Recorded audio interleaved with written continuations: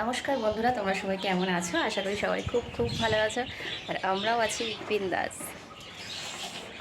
সকাল চলে এলাম ছাদে, আর রোদটা একবার জাস্ট দেখো তোমরা।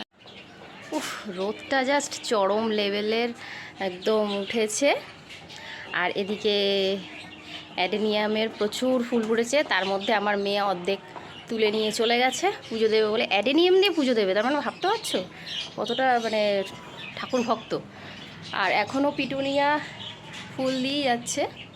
এখানে একটা কলা ফুল ফুটেছে। হাওয়া দিচ্ছে, হালকা হালকা হাওয়া দিচ্ছে। আর আরেকটা কথা হলো, যেটা হলো কদিন আগে যেহেতু আমাদের বাড়িতে রং হয়েছে, বাইরেটাও রং হয়েছে, ভেতর রং হয়েছে, সবই রং হয়েছে। তো রঙের কারণে এই চারিটার মধ্যে, মানে চারি বলতে এই পদ্ম গাছটা যেখানে লাগানো রয়েছে চারিটার মধ্যে মানে রঙের তুলি এরকম করে ধুয়ে ধুয়ে এরকম করে ঝেড়েছে। আর সেই রঙের জলগুলো ওই চারির মধ্যে গিয়ে সমস্ত, এক সময় আমি এসে দেখছি সমস্ত মাছ, মানে পরের দিন যেদিন ফেলেছে ওরা, পরের দিন আমি এসে দেখছি সমস্ত মাছ মানে মরে পড়ে রয়েছে, রীতিমতো হাঁপাচ্ছে। তা বুঝতেই পারলাম মাছগুলো মরে যাবে। কয়েকটা তো মরে গেছিলো, আর বাকি 2-3টে ছিল হাঁপাচ্ছিল, তো সব কটা মরে গেছে। পরে আবার 5বার, মানে তারপরে 5বার জল পাল্টানো হয়েছে। এই চারির জল 5বার, 5 থেকে 6বার পাল্টানো হয়েছে। আমি তো 3বার পাল্টেছি, পরে আবার ও পাল্টেছে। তো এখন দেখো জলটা একটু পরিষ্কার হয়েছে। আর এই মাছগুলো কালকে আনা হয়েছে, কালকে না, কালকে না, পরশু দিন। হ্যাঁ, এই মাছগুলো পরশু দিন আনা হয়েছে। এখন জলটা পুরো পরিষ্কার হয়েছে। আরও একটা ব্যাপার হলো, কদিন আগে যেহেতু মাছ ছিল না, মানে যখন জলটা পরিষ্কার করার পরেও মানে 1 সপ্তাহ মতন মাছ আনা হয়নি, এই চারিতে মাছ দেওয়া হয়নি। তখন একদিন আমি এসে দেখছি ছাদে জামাকাপড় মেলতে এসেছি, এসে দেখছি মশাই মানে ডিম দিয়ে দিয়েছে অলরেডি। তো আমি সঙ্গে সঙ্গে যেদিন বলেছি, তো সঙ্গে সঙ্গে আমি ওকে বললাম তাড়াতাড়ি শিগগিরই মাছ নিয়ে আসো, মাছ নিয়ে এসে চারিতে মাছ ছাড়ো, না হলে কিন্তু মশাই ডিম দিয়ে দিয়েছে। এমনকি আমার মেয়েও পর্যন্ত দেখেছে। মেয়ে ওকে গিয়ে নিচে গিয়ে বলছে যে বাবা জানো তো জলের মধ্যে না কেমন কেঁচোর মতন উঠছে।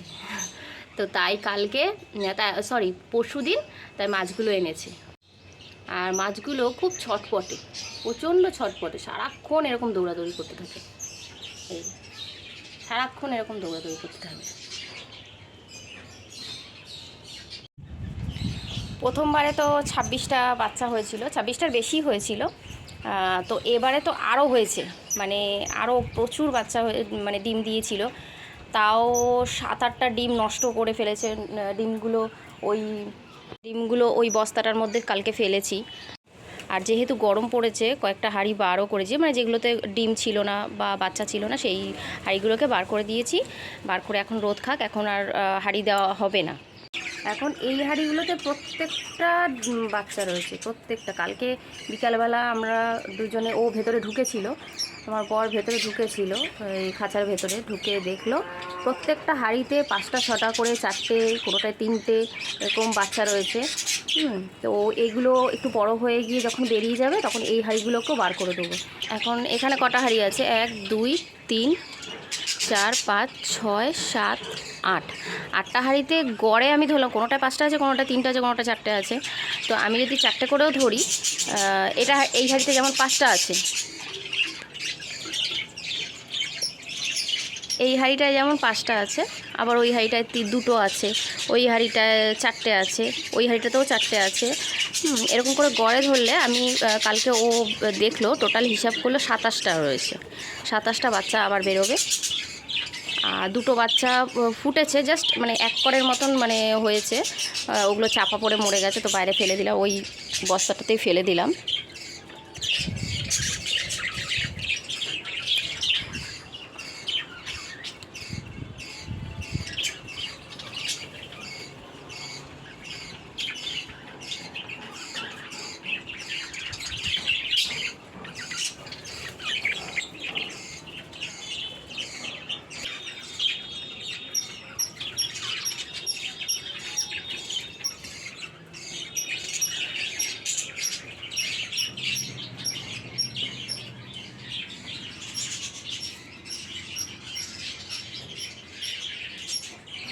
আর এই এনারা দুজন এখনই হাঁপাচ্ছে, ওদের ফ্যান লাগিয়ে দিতে হবে। আমি ওদের ফ্যানটা বার করেছি, বার করে এখন মানে সেট করে দেওয়ার পালা। আর আরও একটা কথা, কিছুদিন আগে মানে বেশ কয়েকদিন আগে একজন ভাই, সে বাংলাদেশে থাকে, সে কমেন্ট করেছে যে দিদি এই খাঁচাটার এই বড় দরজা আছে ঠিক আছে, কিন্তু একটা ছোট দরজাও বানিয়ে নেবে।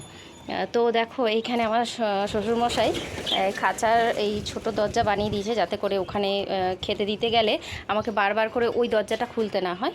এখানে একটা দরজা বানিয়ে দিয়েছে, আর এখানে ভেতরে একটা খাঁচা বানিয়ে দিয়েছে, যে যখন মানে বেশি পরিমাণ পাখি হয়ে যাবে বা পাখিগুলো বড় হয়ে যাবে তখন এই খাঁচাটার মধ্যে রাখবে। মানে ভেতরে এরকম একটা খাঁচা বানিয়ে দিয়েছে, আর ভেতরে খাঁচাটার পাশেও এরকম একটা দরজা করে দিয়েছে, যাতে করে এখানটায় ওদের খেতে দিতে পারে। তো তো দেখা যাক এর পরের পাখিগুলো যখন বেরোবে তখন ওই খাঁচাটার মধ্যে রাখবো। এখনও অবধি ওই খাঁচাটায় রাখা হয়নি কোনো পাখি।